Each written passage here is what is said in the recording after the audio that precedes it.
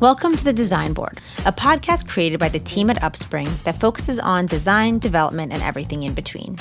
We invite innovators in our industry and explore topics that support your growth in every way. The Design Board is a proud member of Surround, a podcast network from Sandow Design Group featuring the architecture and design industry's premier shows. Check it out at surroundpodcast.com. Welcome to today's episode of The Design Board, a podcast by Upspring that focuses on design, development, and everything in between. Today, I am joined by the inspiring Laurence Carr, a trailblazer in sustainable design. Laurence Carr is a regenerative designer and circularity expert. A charismatic and passionate circularity advocate, Laurence is also a sustainability ambassador for Maison et Objet, and recently launched Studio Laurence, a sustainable home goods brand specializing in mindful luxury created in collaboration with nature's legacy. Today, we dive deeper into her remarkable journey and learn how sustainability can seamlessly blend with luxury in the world of design. All right, well, let's dive right in. Laurence, can you share with us the journey of building your own design firm, Laurence Carr Inc., from the ground up? What inspired you to embark on this path? Well, first, thanks for having me. It's great to be here. So I really consider myself as a global citizen. I lived so far on 4 continents and seen the effects of many cultures on their environments, for better or worse. These experiences deeply shaped my worldview. But, early in my design career, I learned more about the harmful impact of the built environment, design, and furnishing industries on our Earth's resources, which truly ignited my passion for environmental sustainability in the field and also inspired me to create my own firm dedicated to responsible regenerative design. So this sense of responsibility extends into my personal and professional mission and is also truly reflected in everything I do, which is why I was moved to become an advocate for sustainability and circularity beyond my own firm and across the industry. I also feel confident that with the right education and efforts to raise awareness, we could be a large part of a solution to turn things around and lead other industries toward a more sustainable, a more healthy future.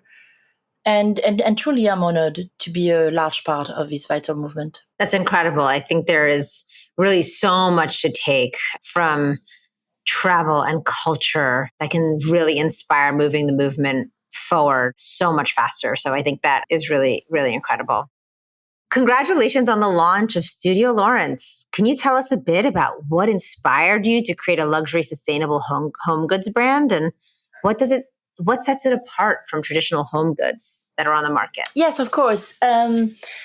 With the launch of Studio Laurence and its first capsule collection, we really are solidifying the fact that investing in sustainable materials and manufacturing processes does not negate quality. The studio's mission is to really design with finite resources in mind and produce contemporary artful objects and furnishings in harmony with nature and not at its expense. So I created a capsule collection of sculptural and handmade vessels that employ cutting-edge technologies that prioritize circular materials and champion conscious consumerism. So to that end, we frequently collaborate with like-minded manufacturers from different parts of the world to embrace our sustainably minded ethos without really compromising value or artistry. Hence, our collaboration with nature's legacy for the vessels. Our materials are certified by Cradle to Cradle, BRD, and the Sustainable Furnishing Council, and other third-party certifications. And they are manufactured by Nature Legacy, which is based in the Philippines, and they are the first B Corp certified company in the Philippines. I also think that, we really decided to do that. I really decided to collaborate with and to create subsequent collections with other manufacturers, because too often the word luxury or the theme of luxury is associated with excess. And Studio Laurence offers a new, more elevated consciousness behind luxury home goods. Let's chat through the materials and the process that are used in your partnership with Nature's Legacy. It's, the collaboration is incredibly fascinating. I'd love to understand more behind the sustainable materials and the process that are being used in this partnership. Absolutely. That's a fantastic question. As a certified B Corp, Nature Legacy's processes are often zero waste, highly circular, and in alignment with number 15, or actually 15 of the 17 United Nations Sustainable Development Goals, which is of high importance to me as a member of the United Nations Conscious Fashion and Lifestyle Advisory Committee. And I can talk about this later. But to answer your question, Studio Laurence's vessel collection is manufactured with unique biomaterial innovations from Nature Legacy that are as lightweight as they are highly durable. And they also promote that harmony between nature and everyday objects.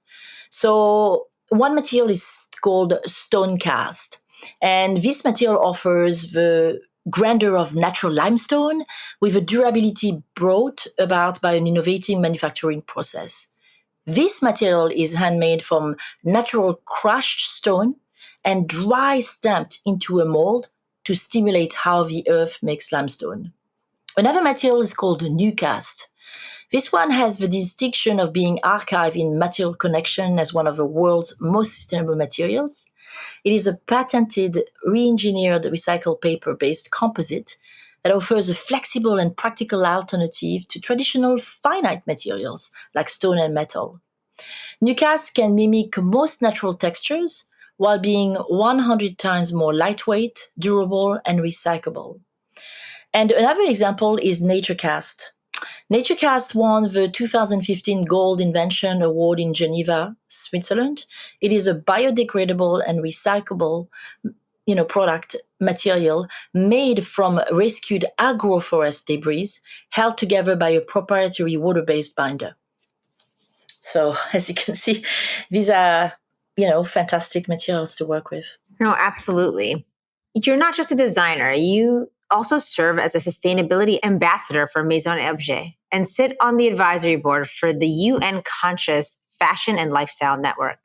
Can you tell us about your work in advocating sustainability on a broader scale? Considering your role in these influential positions, how do you make change and how are these important? Yes, of course. It's been a tremendous honor for me to share my expertise in regenerative and circular design, whether on large stages or in small groups. Sustainability has been on everyone's lips for a few years now, but it's not making enough of a dent in our mitigation of climate change.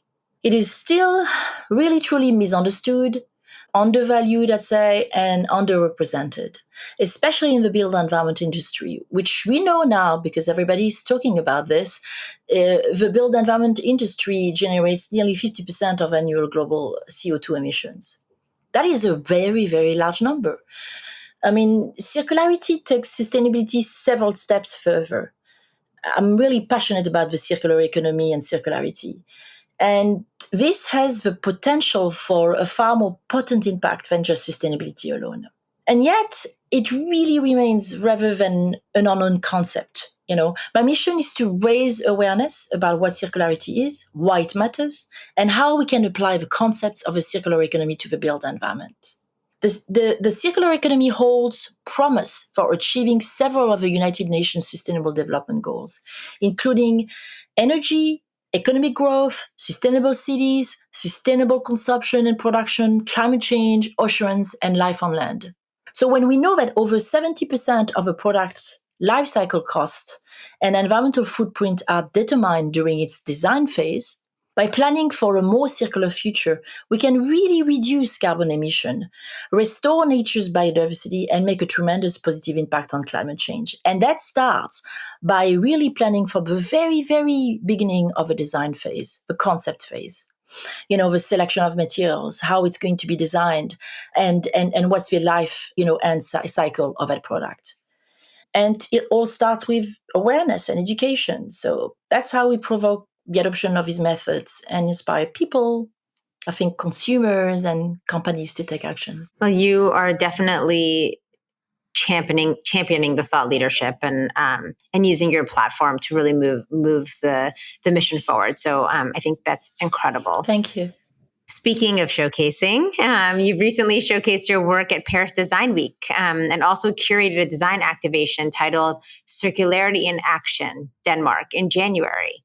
Can you share your experiences and the significance of such platforms for promoting sustainable design? How are they relevant? Well, this is such a great question. Being part of these large-scale industry trade shows and events is a wonderful way to reach large audiences and truly spread awareness and interest in circularity in an efficient and exciting way. I believe that the best way to educate is through storytelling, which is why I particularly enjoy curating and designing activations at trade fairs or at large public events, B2B with B2B or B2C audience, that are immersive and impactful experiences for those who visit. It's one thing to tell people how great sustainable and circular design can be and why it matters, but I find it's much more powerful to show them, to create immersive experiences, which are an effective way to open people's mind, dispel myths, and truly inspire action.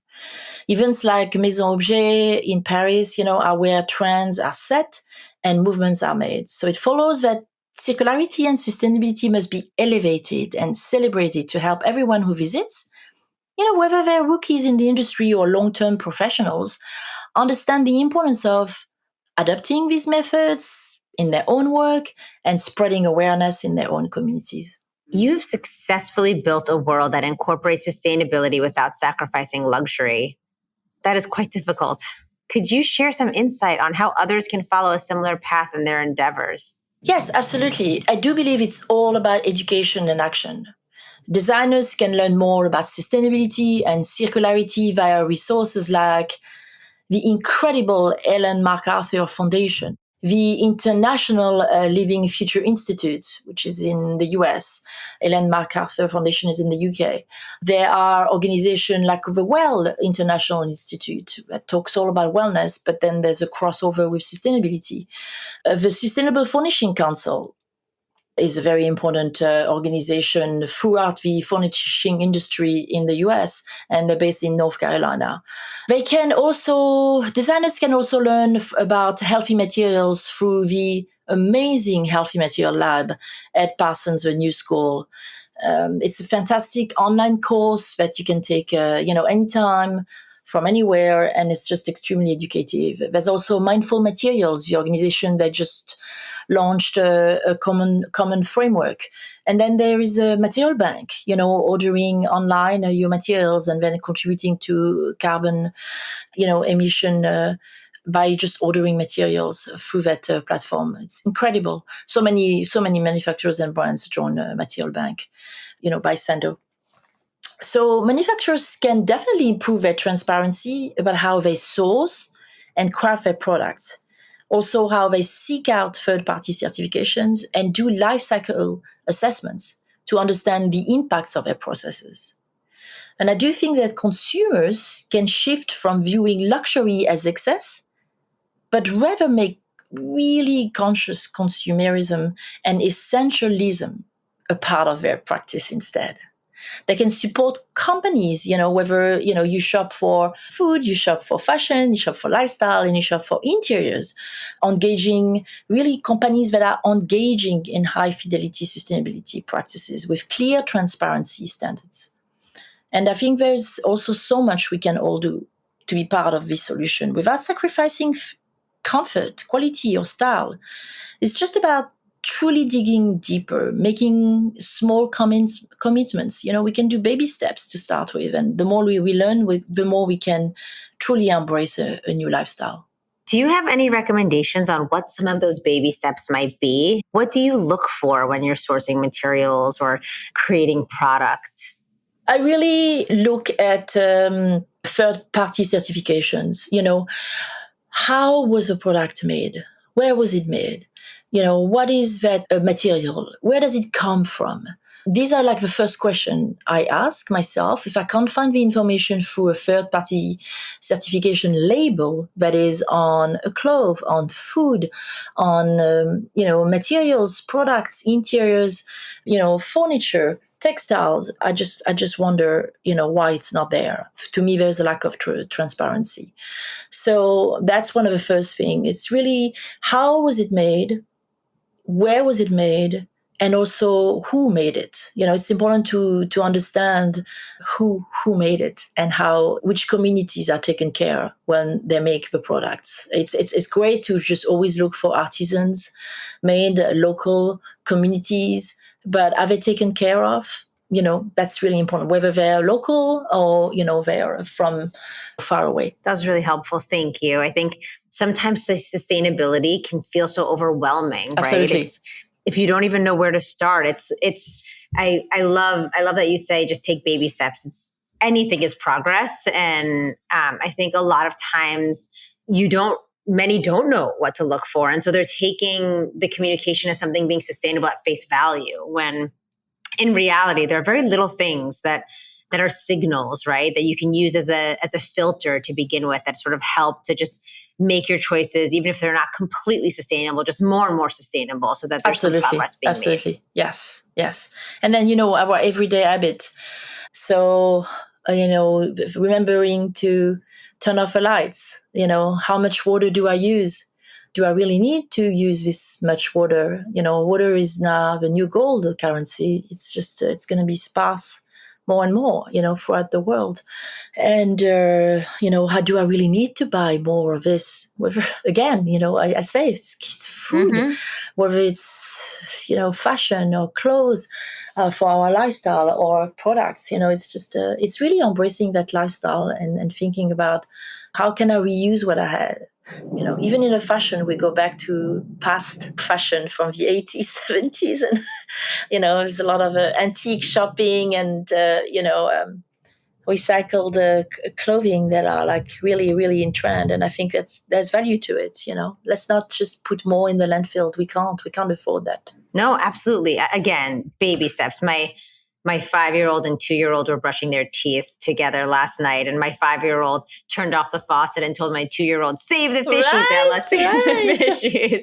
And it's those little things, Absolutely. right, that make a big impact. And it starts young. So again, it's those baby steps. It's not just about, necessarily, you think about furniture and tile and flooring and all the things in a project, right, that live in a project. But I was on a wellness panel yesterday at the design center, and one of the designers in the audience brought up this amazing thing that I had never thought of, saying, and I wish I, had a moment to get her name, but she was saying that, when they're styling sometimes for a shoot, that she'll see team members or owners, operators, homeowners running out and saying, "Oh, I'm going to run to Target and grab a blanket," right, for the shoot. And you're like, this isn't just about creating a sustainable project so that you then run out and buy a blanket at Target, right? It's about sort of seeing it through, right? It's not just about the objects that are in that built environment, but also the sanctity of the objects. Like,